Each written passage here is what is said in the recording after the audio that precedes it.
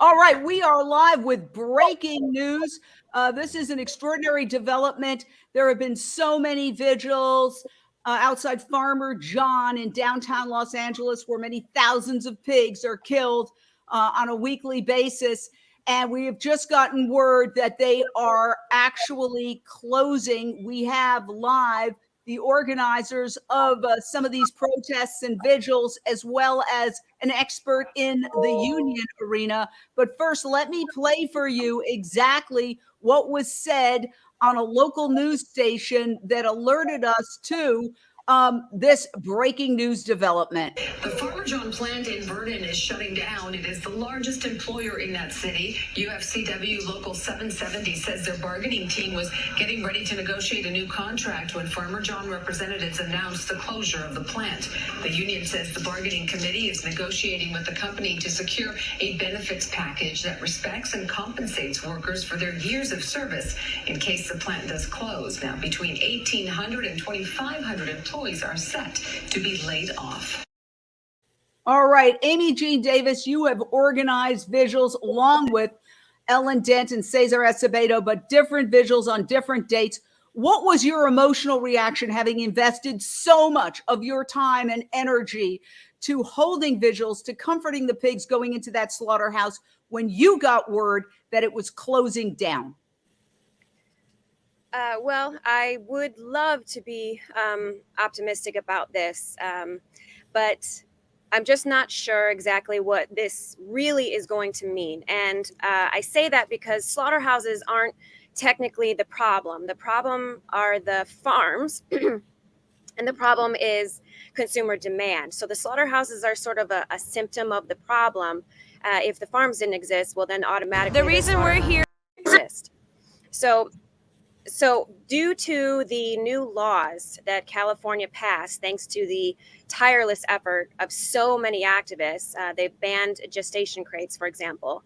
The cost of raising pigs in the state of California is just too high. And so Smithfield has said on the different industry websites that they're going to be decreasing their sow herd in Utah, and they're going to be possibly closing their California and Arizona farms and moving them to the Midwest. So what does this all really mean? The worst case scenario is that it means that there's going to be no slaughterhouse in Los Angeles, which is a prime location due to it being a huge city and having tons of activists in the area. And all of those pigs are just going to be killed elsewhere. That's worst case scenario. Best case scenario is this is a sign of the meat industry beginning to shut down in a way. They're having major expenses with having to move operations to somewhere other than California, not just the slaughterhouse, but the farms as well. So is this a sign of the meat industry having trouble? Definitely coming up against California and the new regulation. So I just don't know exactly what this is going to mean in the big picture. I'm not quite ready to celebrate it. I mean, if the pigs are going to be killed anyway, I would rather it be done in a big city like Los Angeles, where we can bear witness to them and we can call attention to the entire system, as we have been doing since the end of 2016. By the way, we invite Farmer John, which is owned by Smithfield, which in turn is owned by a massive Chinese company. This is not American-owned business. This is a Chinese company, the largest pork producer in the world, according to published reports. We invite them on anytime to comment. I want to go to Joe Enriquez Henry. You are Forward Latino. You are in Iowa. You represent a lot of workers. The local news pretty much talked about, well, this is going to put a lot of people out of work. But then looking back, I saw that the workers themselves, during the height of the COVID pandemic, when COVID swept through slaughterhouses around the country, including Farmer John, they were saying that something needs to change and that things should be shut down. What's the big picture here for the future of food, for the future of workers, for the future of animals, Joe? I think it was just brought up by the first speaker, environmental issues, safety issues for workers, the way in which these facilities are built. And then, of course, where the farmers are at, what they need from what they produce. But, these how should I say, the challenge to achieve these super profits that these corporations are trying to do. Clearly, they can't do it in California where there's strong laws and good worker rights laws. So they want to move to areas such as the Midwest and South, where they can make huge profits based on the workers, exploiting workers, and on the killing of animals. What does this mean for the future? I mean, clearly, as workers fight more for safety, better working conditions, higher wages, it's going to mean less profits for these companies to do what they want to do. So, down the road, this will restrict these companies from exploiting workers and killing animals. In other words, if I had to summarize, Joe, I think what you're saying is it's getting harder for them to do business as usual with the workers and killing animals, and it's the hardest in California. So they're transitioning out of California essentially. And Correct. we'll get back to you in a second. We've got a video that's coming up in a second, but first I want to go to Ellen Dent and Cesar Asebedo of Animal Alliance Network. You also run vigils. I want to ask you from just a human perspective, you and Amy and Cesar have devoted so much time to speaking up for these voiceless animals. What was your emotional reaction when you first heard this, Ellen? I was shocked. Like, I'm still a bit flabbergasted about the whole, potential closure, because I'm with Amy on this, that we are still kind of skeptical about it. But I did just get off the phone with a representative from Smithfield, and, they're welcome to come on anytime and comment. But they said that this is definitely happening within the next 6 months, and that they're going to be closing down and shifting their operations towards the Midwest. So that is literally who I got off the phone with right now. And they're willing to have more conversations with us about our perspective on, bringing more plant-based meat into their marketplace, because they already have a plant-based meat brand. But we're hoping that we can talk to them more about that and maybe make this a more positive transition story. I'm not too optimistic, because I did get a lot of pushback from this particular representative about how they plan to keep, bringing animal protein to, their customers. But hopefully maybe with a little bit of help, we can convince them that, plant-based is the future of food. And that is, that these animals are not. They are not food. And that is the bottom line for us. I just want to show, before we go to Cesar, some pictures. This is not a Smithfield operation necessarily. These are just industry standard photos. Okay. So I'm not saying this happened at Smithfield, but for people who think that, bacon falls from bacon trees, that's there's no nice way to kill animals in large numbers. So Cesar, before we go to a video that shows what's happening right outside of Farmer John in downtown LA, what would you like to see happen as a result of this, Cesar? Would you like to see us be able to rescue pigs? Would you like to see Farmer John turned into a museum? And what is your emotional reaction to this news? Emotional reaction was just shock, pure shock. I would love to see, we would love to rescue as many beings as we can. I mean, that's why we're out there weekly for all these amazing beings.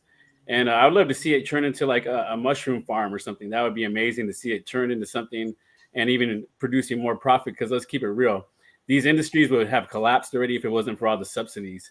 So, they're going to say they're leaving California because of the cost of California, which could be true, but they're also being fined, because it's doing a lot to the environment. So I think everything's just adding up, and, activists will show up wherever they end up. So it's kind of like a double-sided sword. Happy to see it shut down, but, the bottom line is we don't want any of these beings dying. Absolutely. And we're going to get to Joe on the other side of this video to talk about the workers, because, it's the belief of activists who are here and others that the workers are also being exploited. Not to mention the people who eat the food, because this becomes hot dogs. These pigs become hot dogs and bacon, and a processed meat, which is hot dogs and bacon, are officially cancer causing.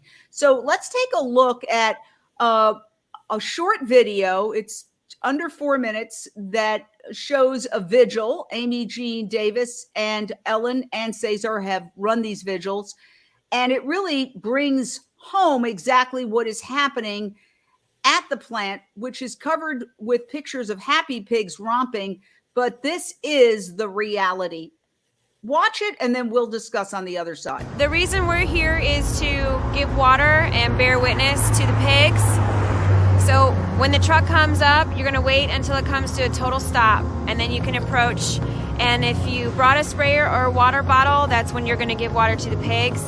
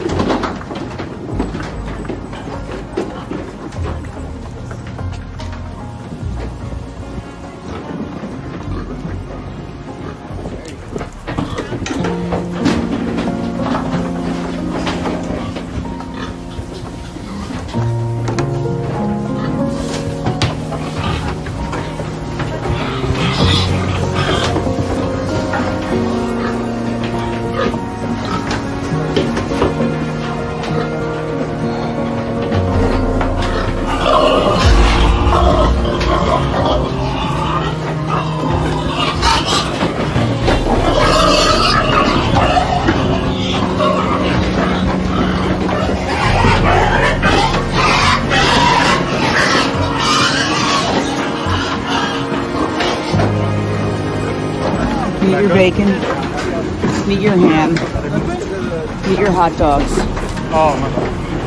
This is the reality of animal agriculture that most people don't want to face.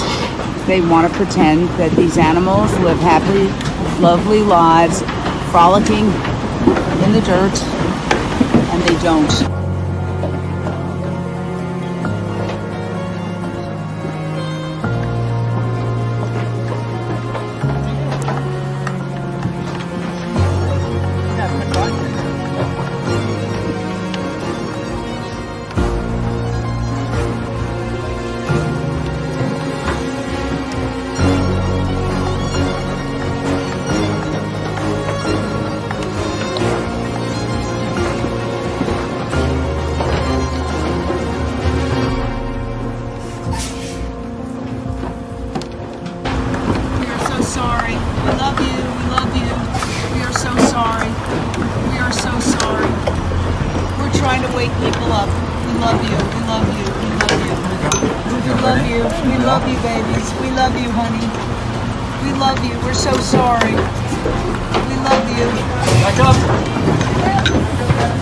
These are the kind, compassionate people giving water and love to these pigs as they go into the slaughterhouse to be killed. Meet your bacon. Meet your ham. Meet your hot dogs. Is it worth it? Not to mention that processed meat has officially been determined to be carcinogenic. Those animals will all soon die. They are going in there to die. Please think about your choices and make your actions in line with your values. You know, that's what the beauty of this Save movement is we're trying to show compassion, we're trying to show positivity, we're trying to show love, we're trying to show unity with these animals and show people, you know, bring that innocence and love back in that we all have, that we're all born with, that we lose over time in society. So that's what we're here to do, just spread positivity and show the world that we need to stop paying for this now.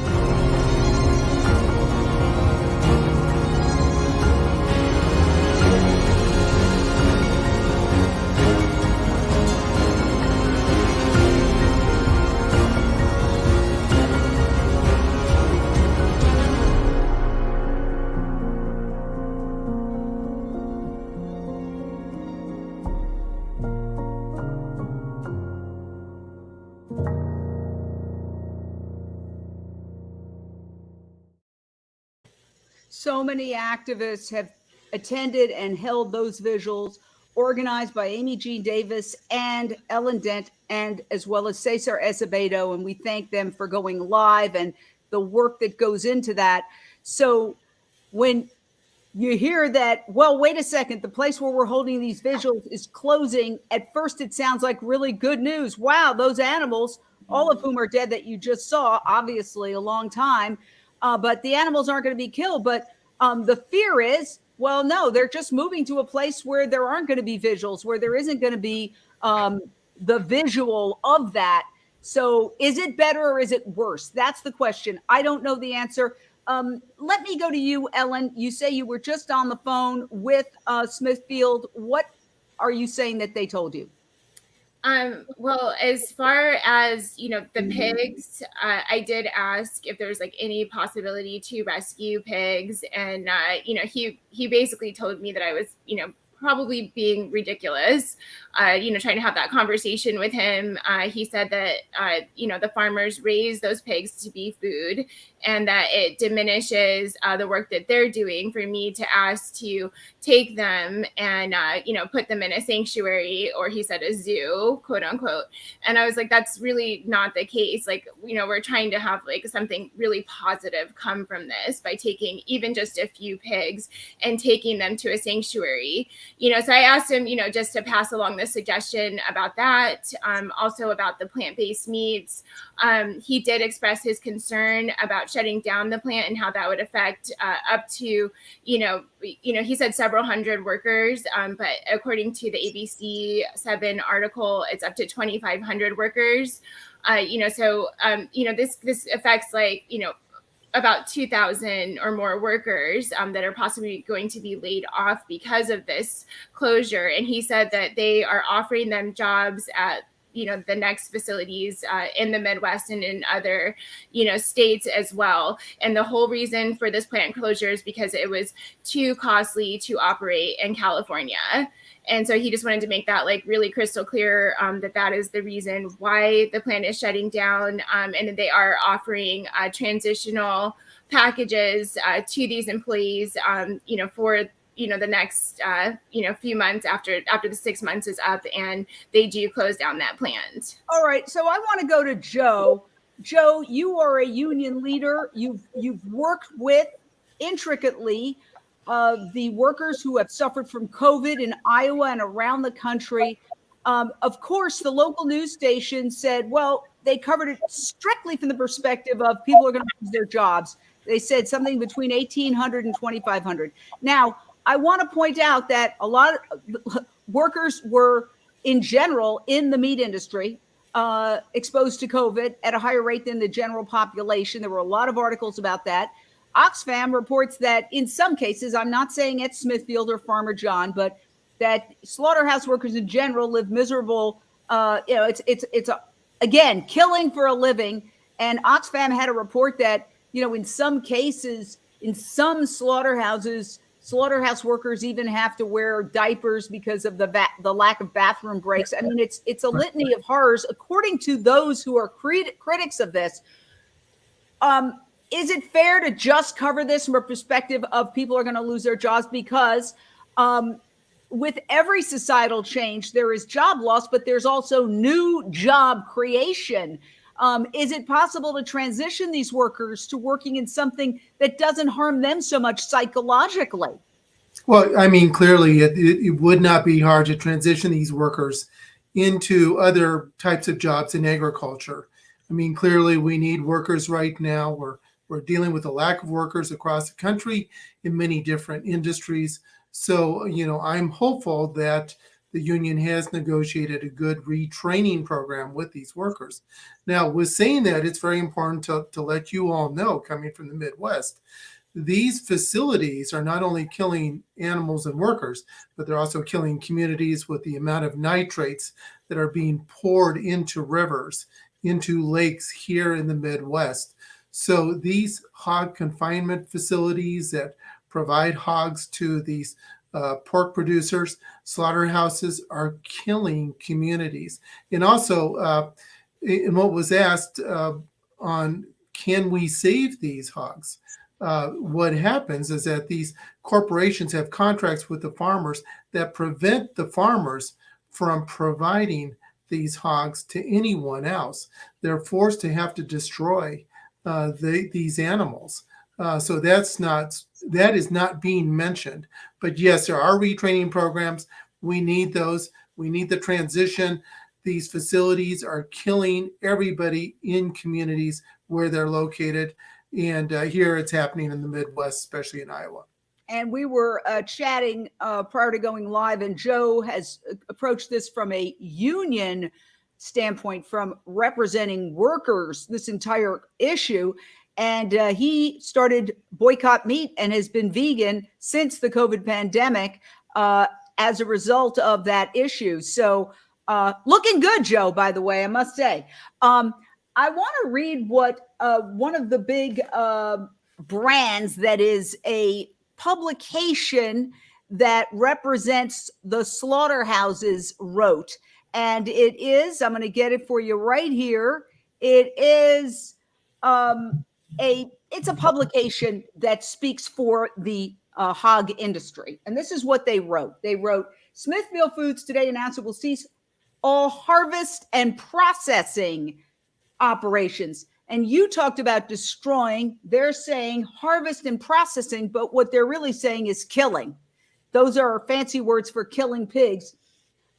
They're ceasing all harvest and processing operations in Vernon in early 2023, because some of the people watching have asked, when is this going to happen? Well, according to this report, early next year. And at the same time, align its hog production system by reducing its sow herd in the western region. The company will decrease its sow herd in Utah and is exploring strategic operations or options to exit its farms in Arizona and California. Smithville harvests only company-owned hogs in Vernon. Smithville will service customers in California with its Farmer John brand and other brands and products from existing facilities in the Midwest. And it's taking these steps due to escalating costs of doing business in California. So, Amy Jean, getting back to the essential question, is this good news or bad news for pigs? What are your thoughts given this report from the hog industry itself? I think it remains to be seen. It's just not a question that can be answered at the moment, because animal ag is so huge, so powerful, and so rich. This whole transition for them is going to cost them money, yes, but is it really going to matter to their bottom line when they're up and running with their new farms and slaughterhouses in the Midwest and the South? So it remains to be seen. I just know that now in Los Angeles, where, as I said, we have tons of activists and we also have celebrities who have come to these vigils, we won't have that anywhere other than Los Angeles and, maybe somewhere like New York. The chances of having it are lower. So the future is unknown. Are people going to be able to bear witness to these pigs on their way to their new place of slaughter? I just don't know. So I want to think positively about this. I want to see it as a sign that in some ways we're winning. We're essentially chasing them out of the state of California, which I believe is the 5th largest economy in the world. I could be wrong, but it is.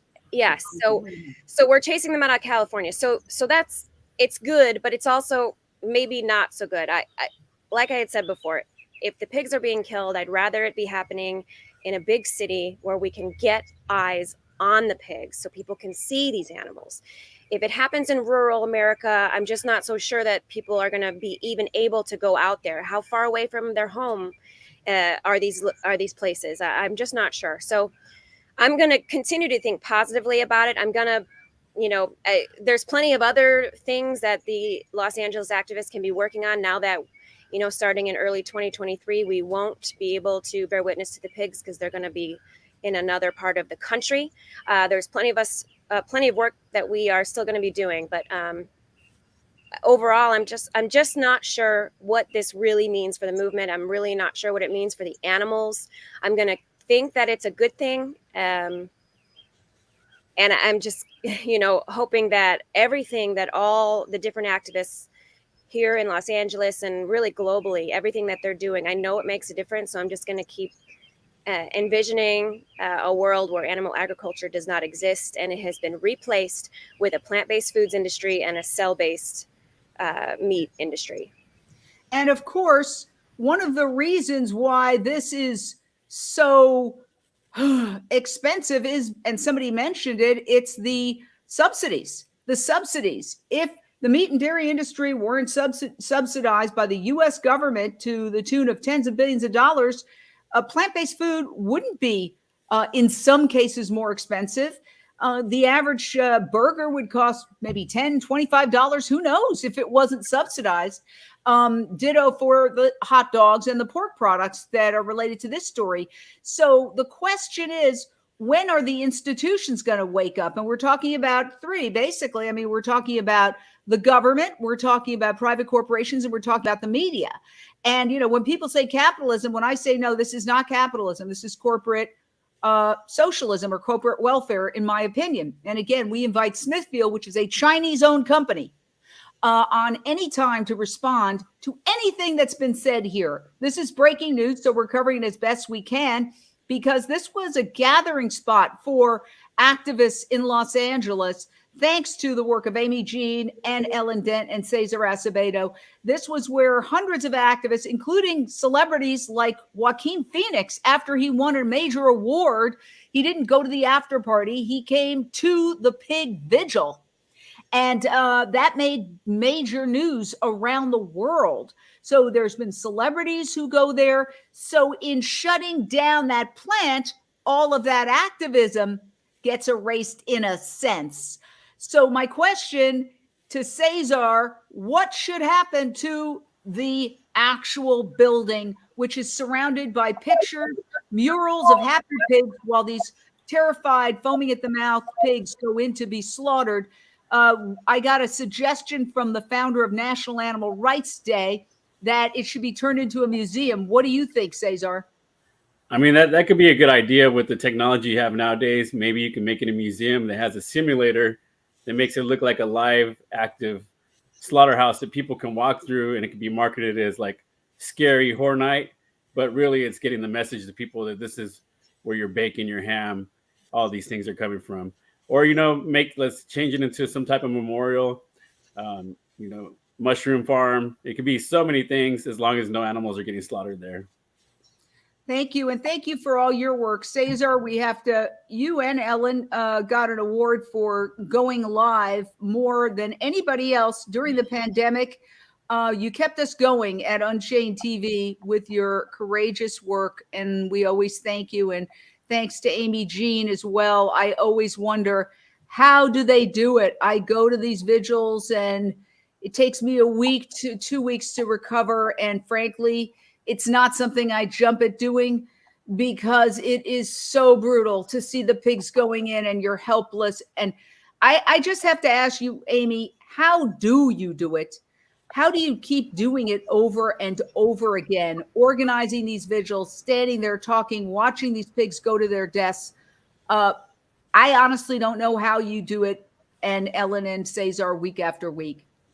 Well, I think that what you'll find in the animal rights community is that because animal agriculture is such a huge monster that destroys so many different, so many different things, so many ways of living, that there's so many different ways you can come at it to fight it. And one of those ways is bearing witness. And so I've found that organizing these vigils is something that I am able to do. When I had my daughter in late 2018, I had to rely on my team to run the vigils when I couldn't be there, and they did a lot of that. So I'm very grateful to them very much.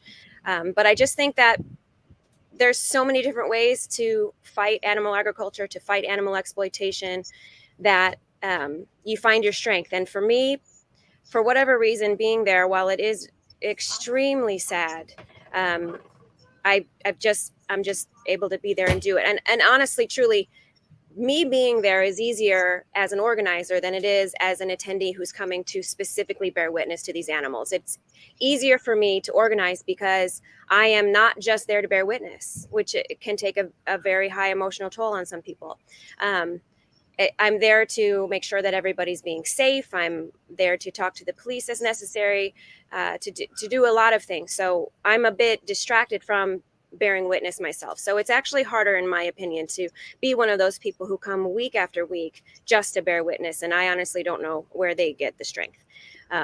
But there's a place for everybody in this fight, because we're not just fighting the murder of animals. We're fighting, as Joe mentioned, worker exploitation. We're fighting community abuse and exploitation. But one thing I just really want to make clear is that a lot of people seem to think, and this is from my personal experience in conversations with people, that somehow slaughterhouses are the problem. And it's just not the case. Like, the pigs are not being raised inside this slaughterhouse. They're the one facility that I know of that's in Utah is 90 square miles of these warehouses where you don't see an animal in sight, and giant cesspools of animal waste. So the slaughterhouses are not the problem. They're not the be all end all to this problem. Like, if the slaughterhouse closes down, that doesn't say, that's not a sign. That's not something to say, oh, okay, great, we're winning. Like, we have to see, well, why did it close down? Because this is not where the animals are being generated from. This is where they go at the end to die. The factory farms are also, or any farm, are also places of incredible misery for the animals, but also for the workers, because the animals don't just get born and live and are raised at the farms and then die at the slaughterhouse. They die in the farms every day, whether they're dying because they got sick and they had no veterinary care, or they're dying on the hands of the workers who were instructed to kill these animals because they either got injured or because they're sick, and they need to protect the rest of the animals, protect from the disease that animal might have. So they have to kill them and get rid of them. So the abuse and the misery is throughout the entire process. From before these animals are even born, their mothers are in absolute agony. And so I just want people to get the whole picture. The slaughterhouses are not the be all end all to the problem. There's a huge system at play here, and the factory farms are gigantic. They're huge, and they're affecting the health of the environment. They're affecting the health of the people who have nothing to do with the industry but live nearby. And the list goes on. So I just want people who are watching, if they didn't know before, put it in perspective. It's a big fight that we're fighting, and the closing of a slaughterhouse is not necessarily the answer. I'm hoping that this actually does mean to be a big hit to Smithfield, that you can't do business in California anymore because it's too expensive for you, because you want to keep these mother pigs in a crate where they never can turn around their entire lives and are kept constantly pregnant and giving birth and can never turn around. They're going elsewhere so that they continue doing that to these mother pigs. So I'm hoping that overall this is going to be a big hit to the industry, and more people are going to wake up to it. And well, let's say the law of unintended consequences is there's a big cost involved in shutting down these facilities and moving. So in a way, it's like a retreat, if you think about it in those senses. And where they're retreating is safer territory for them, because it's harder for people to go to North Carolina or to the Midwest necessarily in large numbers like we have here in Los Angeles in terms of the animal rights community. But the law of unintended consequences is something that I always think about. An idea whose time has come. I often think about carriage horses when cars came along, and there were people who fought for, because carriage horses who are still being abused on the streets of New York City and elsewhere, because the carriage horse industry still exists, but in a microcosm. But if you look at old footage, it was all carriage horses. And one of the reasons why there was a movement to develop an alternative was because of the manure, the horse manure on the streets of the cities. And it was an idea whose time has come.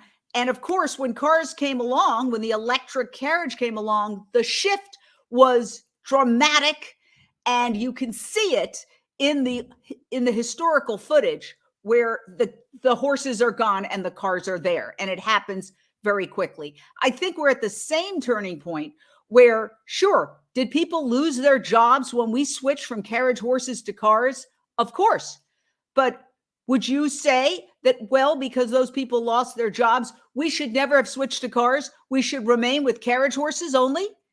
It doesn't make any sense. It's the same thing here. Jobs have always been used to justify exploitation, to keep women out of the workforce. One of the big arguments was women come into the workforce, men are going to lose their jobs. That was said over and over again. So throwing jobs at something is always the first knee-jerk reaction when people want to fight change. But in truth, the workers who have to kill for a living on these killing floors are being horribly exploited, according to people like Joe, who just jumped off. But they make that case. And again, we invite Smithfield, which is the owner of Farmer John's, which is in turn owned by a Chinese conglomerate, a major Chinese company, the biggest pig producer in the world. We invite them on anytime. So final thoughts as we wrap up here. The big question is, Farmer John is closing. Is it good news or is it bad news for the animals? And I think I agree. It's a mixed bag. We don't know yet exactly, but I have to say that I am encouraged by the news that Smithfield itself has a vegan brand. I was not aware of that. I know that some other JBS apparently has a vegan brand. I think it's called Ozo. I've tasted it. It's delicious, 100% certified vegan. If these alternatives are cheaper to make for the company, they're really just about making money. I don't know who you spoke to there, Ellen, but is there a sense that there is an openness to possibly exploring that? Since I think the company is mainly about making money, not necessarily having to kill pigs in the process. Yeah, you know, I spoke to a press contact over there. His first name's Jim. I don't have his last name at the moment. But he was open to having me call him back anytime to talk about this. And I would like to call him back and have, Amy, maybe yourself, Jane, on the phone with me, people who have a bit more information about the vegonomy and how beneficial this will be in the future for Smithfield to transition to plant-based meats. Yeah, and Cesar pulled up the name of the plant-based meat brand that they did start a couple years ago, and it's Pure Farmland. And it's plant-based meat range. That's what it's called for Smithfield. So I'm very hopeful that we can continue this conversation, that maybe we can open up this dialogue further, past that representative at Smithfield. I'm hopeful that we can make something positive come from this, and it'll mean, more positive press for them. It'll mean that they're taking steps to help save our environment, to help avoid climate change by not using animals, by not commodifying them. So I always try to look at the bright side, and absolutely the slaughterhouses are symptoms of these farms. And I'm happy that they are exiting the farms in Arizona and California, according to the article from ABC7. So that makes me hopeful that those farms will no longer be producing pigs. And I did mention to him that those farmers can produce plants instead. People can go to the source and they can get their protein from plants. People do not need that much protein in the first place. Like, people think they need a lot more protein than they do, but the protein that they do need, they can get from plants. They do not need to get it from the deaths of these sentient, innocent, beautiful beings that deserve to live as much as we do.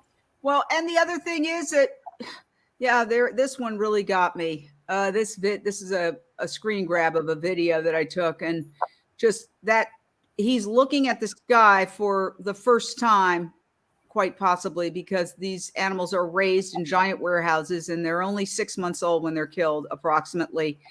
And it's just, We can do better as a species, my God. Thank you so much, everybody, for joining us. For the future, for the next generation, I would be very happy to be, if you could get a dialogue going, I think it would be extraordinary. And you're right, it would be good press for them. This is an idea whose time has come. It will happen. And as Nelson Mandela said, it always seems impossible until it's done. Carry on. Thank you for joining us for this breaking news story. Farmer John, the largest pig slaughterhouse on the west coast of the United States, is shutting down in California, shutting down its Los Angeles operation. We'll keep you posted. Thank you so much, everybody. Thank you.